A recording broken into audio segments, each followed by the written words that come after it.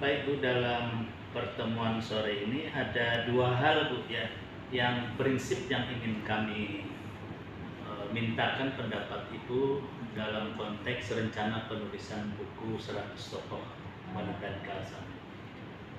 Jadi yang pertama yang ingin kami mintakan adalah bagaimana menurut pendapat Ibu, jadi dari sejak berdirinya Provinsi Kalimantan Selatan ini sampai saat ini, peranan kaum wanita di dalam rangka ikut membangun benua ini dalam kacamata Ibu itu. Nah, itu yang pertama ya Bu ya. Kemudian yang kedua, sebagai ibu juga sebagai istri kan yang mendampingi suami hampir 25 tahun ini di dunia politik. Kemudian secara spesifik Ibu juga sebagai seorang dokter yang tentu bergelut di dunia kesehatan. Nilai-nilai perjuangan yang bisa ditularkan kepada masyarakat sehingga Ibu ini bisa sukses dalam tanda petik lah menurut artinya pandangan masing-masing orang kan, mengantarkan suami ini menjadi tokoh panutan masyarakat, artinya hingga saat ini mendapat kepercayaan untuk artinya memimpin kota 1000 sungai. Nah Bu, itu dua hal itu Bu yang nanti mungkin yang lain-lain mengenai apa namanya biodata Ibu bisa kami mintakan sama ajudan nanti dan lain-lain. Barangkali itu Bu, mungkin Ibu bisa apa kami nanti menangkap dan suara ini saja cukup, ada perlu menulis sama ada buku gitu ya. Oke, pertama terima kasih Bapak yang silaturahim inilah dan jadi penyambung banyak hal dari kita sehat semuanya juga. Jadi ulun terima kasih. Istilahnya diberi kesempatan sama-sama urun pemikiran kalau ada yang bisa diambil itu ya alhamdulillah, ada kebaikan yang bisa diambil. Jadi kalau berbicara Provinsi Kalsel ini sudah pasti lah ya dalam perjuangan Kalsel ya kaitannya dengan kemerdekaan dulu juga kan sudah ada lah tokoh Bebinian Banjar ya kalau yang disebutkan dalam sejarah yang juga turut mendukung perjuangan. Kalau kemudian pendirian Provinsi Kalimantan Selatan, lalu ada sejumlah tokoh dalam pendirian itu termasuk pimpinan daerah, sudah pasti tidak terlepas dari peran ibu pendampingnya. Sehingga dalam kondisi kemasyarakatan Banjar ini peran pimpinan itu kadang kita pungkiri ya, dan berharap bahwa ini akan terus sampai sekarang. Tidak mungkin lah ya tanpa perempuan ya kan, karena perempuan itu sudah jelas disebut sebagai apa tiang negara istilahnya gitu. Kemudian karena dia melahirkan anak-anak, sudah tentu dia menjadi pendidik yang pertama dan utama dulu kan, dan juga sebagai pendamping para suami di rumah-rumahnya. Nah dari rumah itu terlahir anak-anak yang kemudian harusnya siap di tengah-tengah masyarakat. Nah dari situ juga kemudian menegaskan lagi ya kan bagaimana peran perempuan di Kalimantan Selatan untuk pembangunan, untuk kemudian menegakkan sendi-sendi kemasyarakatan, karena keluarga-keluarga inilah yang mengusung masyarakat. Kalau konteksnya masyarakat Banjar, budaya, kemudian berakulturasi lagi dengan masuknya berbagai budaya dari daerah lain, spiritnya Nusantara, ya kan? NKRI, ya kan? Nah, ibu-ibu ini mempunyai peran juga dalam hal itu, menyambung silaturahim. Karena kan rajin pengajian, berjasinan, ibu-ibu, bapak-bapak ya juga kan, cuma kan kalau bisa dipungkiri, nangkap juga kekumpulan nih, hubungan ibu-ibu, jadi kabar-kabar baik itu harapannya kan Menang dipadahkan beginian nih banyak pendernya. Iya, betul. Lebih banyak bicara. Iya. Nah, sekaligus juga kan peringatan. Iya. Nah, jangan sampai bergosipan aja Iya. kan. Tapi kalau kemudian dalam rangka pembangunan, dalam rangka mendukung apa-apa yang perlu disebarluaskan di tengah masyarakat, dari dulu semestinya kita sadari peran perempuan itu luar biasa. Jadi ulun secara umum kayak itu aja. Iya, terima kasih. Kemudian kalau ditanya Iya. kayak apa ulun mendampingi bapak ya, jadi memang karena dalam keluarga kami ini Pak Ibnu Sina sudah menegaskan dari awal bahwa visi kami untuk keluarga itu adalah lahirnya generasi yang bermanfaat Iya.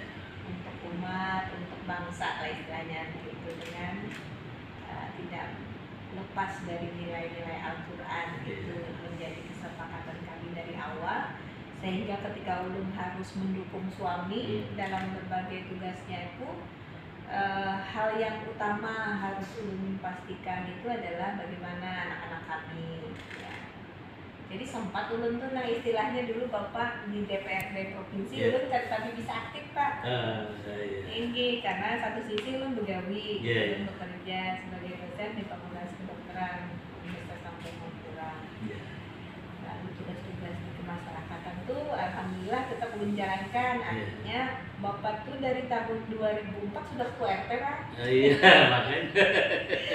Jadi kami itu sudah mengikuti kegiatan masyarakat dari tahun 2004-an lah, kami menikah tahun 2002. Tapi jadi ulun itu fokus ke anak, pekerjaan, masyarakat terdekat. Jadi di RT aja. Jadi ada istilahnya itu bahasa begayaan, Ibu Gatriwara lah, Ibu anggota dewan. Ibu Ibnu ini kan pernah turun. Pas Pak Wali jadi wali kota Tulang 2016, nah aku hanya pindah aja, padahal untuk mungkin hadir setahun sekali atau setahun dua kali karena tidak bisa terlalu banyak aktif. Jadi karena kebetulan anak ulun halus-halus kan, nah jadi fokus anak, mengantarkan mereka menjalani pendidikan. Syukurnya pada waktu Pak Wali kemudian dapat amanah jadi wali kota, anak-anak ulun gak kalah.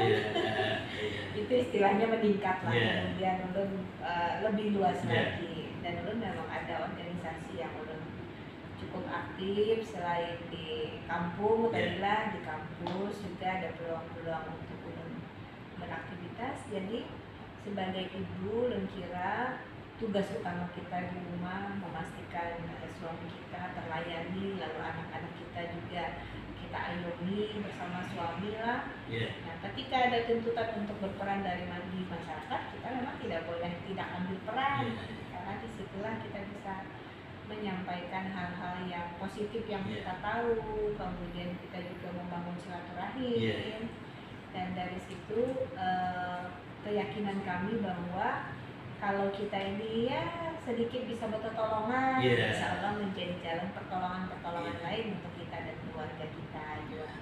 Jadi itu yang kami rasakan, sehingga kalau Pak Wali kemudian mendapat amanah sebagai anggota dewan maupun sekarang sebagai wali kota, kami berusaha untuk selalu menjaga silaturahim dengan banyak pihak. Itu sebagai satu kekuatan yang tidak boleh kita lupakan. Banyak istilahnya silaturahim itu mengundang rezeki ya kalau kalah. Nah, kira-kira itu kayak itu aja pampa air ini. Dipadahkan di sinang lain-lainnya isi lain. Tapi terakhir nih Bula sebutin karena ibu ini kan dokter gitu kan, artinya yang bergelut dalam dunia kesehatan.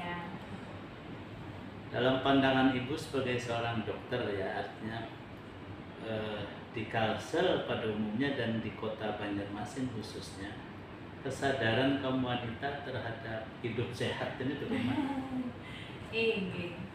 Jadi kita inilah memang ada beberapa kebiasaan yang sekian lama sudah menjadi darah daging lah istilahnya orang Banjar, positif sekaligus juga ada negatifnya.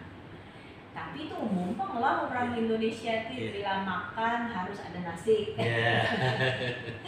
Jadi konsumsi karbohidrat sumber kalori itu tinggi. Habis itu kita ini ada kuliner-kuliner khas yang adalah karena dekat sungai jadi banyak iwak. Tapi sekaligus juga ketujuh makan iwak kari. Jadi sekarang itu Kalimantan Selatan termasuk Banjarmasin tertinggi Pak, darah tinggi se-Indonesia. Darah tinggi lah. Hipertensi. Nah, nomor 1 lah. Hebat berarti kan. Dan itu kemudian juga harusnya menjadi peringatan. Jadi positifnya artinya kita tuh hendak mengenalkan budaya makan ikan tidak susah. Positif lah ya. Ada namanya gerakan makan ikan, dasar sumber protein, dasar anak-anak kita. Tapi sekalinya iwak kari. Apalagi iwak telang. Lalu makanan-makanan manis. Manis. Termasuk juga sekarang ini penyakit diabetes mellitus juga cukup tinggi ya. Di Kalsel di nomor berapa Bu kalau di rating secara nasional? Apa nomor 1 juga? Pada umumnya tinggi lah. Tinggi lah. Tapi kalau yang darah tinggi tadi memang nomor 1 lah. Malah bujur lah. Nomor 1. Jadi ini satu sisi pola makan itu ada yang memudahkan kita untuk mengenalkan gizi lah anak-anak karena iwak banyak. Walaupun juga ada juga anak-anak kita ini park sungai itulah hidup tapi kadang bisa makan iwak. Ada juga. Jadi harapan kita bahwa pola konsumsi makanan ini harus menjadi PR kita semuanya di Banjarmasin, di Kalimantan Selatan, supaya kemudian anak-anak kita tuh terbiasa makan makanan yang bergizi. Sekarang tuh istilahnya mencegah stunting, kan, supaya tidak terganggu pertumbuhannya, termasuk kecerdasannya, maka tidak beresiko penyakit-penyakit di usia dewasa atau usia lanjutnya ya. Karena ini yang jadi tren sekarang Pak. Paling penting kemudian adalah kebiasaan mau diperiksa, memeriksakan diri. Kalau dalam konsep PKK itu ada yang namanya cerdik Pak. Untuk sehat itu kita harus cerdik. Cek kesehatan secara rutin, enyahkan rokok, kemudian R-nya itu rajin berolahraga, D-nya itu diet yang seimbang, I-nya istirahat yang cukup, terakhir K-nya kelola stres. Banyak syaratnya. Banyak di kita ini orang harusnya diperiksa karena penyakit lalu akhirnya datang ke pelayanan kesehatan sudah dalam kondisi yang parah. Ini juga jadi keprihatinan kami di dunia kesehatan. Akhirnya kan beban keluarga, pengobatan jadi lebih mahal karena tidak mau diperiksa. Itu tadi alasannya takutan ya. Karena takut karena stres ya, tapi intinya emang harus seimbang semuanya lah kita ini supaya sehat. Apalagi setelah pandemi Covid ini kita banyak dapat pelajaran tentang PHBS, perilaku hidup bersih dan sehat yang harus kita terus budayakan.